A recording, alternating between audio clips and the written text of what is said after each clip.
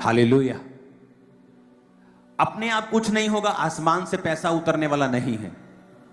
आपको प्लान करना होगा, आपको योजना बनानी होगी। आज जब ये चर्च लाखों में है, आप इमेजिन कर सकते हैं, आज भी जब हमें कोई प्रॉपर्टी लेनी होती है चर्च की, तो आज भी ऐसा नहीं होता कि हाँ पैसे पड़े ले चक्को भी। आज भी मैनेज करना पड़ता है, खींचना पड़ता है चीजों को। आराम से कुछ नहीं होता, पूरा मैनेज करके सिस्टम बना के पूरा उसको देखकर फिर काम करना पड़ता है। और अगर आप अपने फाइनेंस पे आज काम नहीं करेंगे तो कल आप रोएंगे। जिन लोगों ने वो सेमिनार फॉलो किया, हेल्थ सेमिनार, वो हील है, लेकिन जिन्होंने फॉलो नहीं किया वो आज भी प्रेयर लाइन में खड़े रहते हैं। ये आपकी मर्जी है। जो चर्च में से बताया जा रहा है, आप ये बात को नोटिस कर लो, वो बहुत इंपॉर्टेंट है और वो आपके फायदे के लिए। मुझे कोई बीमारी नहीं है तो मुझे सेमिनार करवाने की कोई जरूरत नहीं। मैं भी आराम से रिलैक्स रह सकता हूं, आपको आधे घंटे का सरमन दूं, प्रार्थना करूं और आपको भेज दूं, तो क्या कोई कुछ नहीं कहेगा, आप भी खुश रहेंगे, मेरे को पता है। लेकिन मैं आपको चैलेंज, चुनौती की लाइफ में लेके जा रहा हूं कि आप ये करें। आपको ये मालूम होगा कि फ्यूचर में जब ये चीजें होनी शुरू हो जाएंगी, और ये धीरे धीरे होंगी, धीरे धीरे होंगी और होंगी और होंगी, और आप हैरान हो जाएंगे ये क्या हो रहा है। लेकिन आप बच जाएंगे अगर आपके पास ये चीजें होंगी।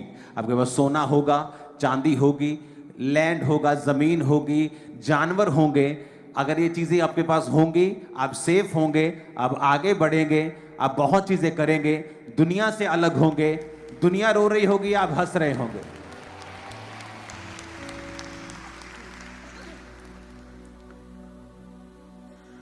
क्योंकि फ्यूचर आसान नहीं है। आपको प्रार्थना में रहना होगा।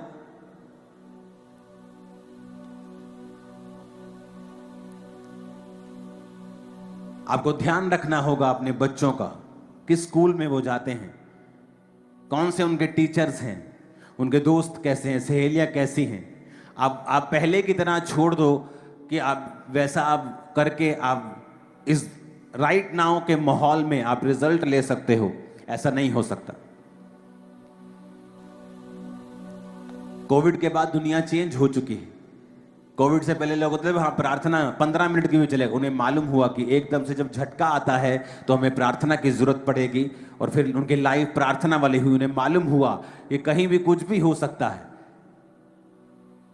क्योंकि फॉरेन के लोगों को, अमेरिका के लोगों को लगता है कि हमें परमेश्वर की जरूरत नहीं है, लेकिन जब कोविड आया तो वहां सबसे अधिक असर हुआ। परमेश्वर ने घुटनों को लगवा दिया, लोगों को हाथ ऊपर करवा दिए और बताया कि मैं ही परमेश्वर हूं। हालेलुया। आपको जितनी प्रार्थना आपने पहले नहीं की, आपको प्रेयर करनी पड़ेगी। आपने पहले बाइबल नहीं पढ़ी, जितनी आपको पढ़नी पड़ेगी। मैं कल रात मैंने पूरी बाइबल को, मैंने इतने बाइबल को पढ़ा आराम से समझते हुए, जितना मैंने पहले कभी नहीं पढ़ा होगा।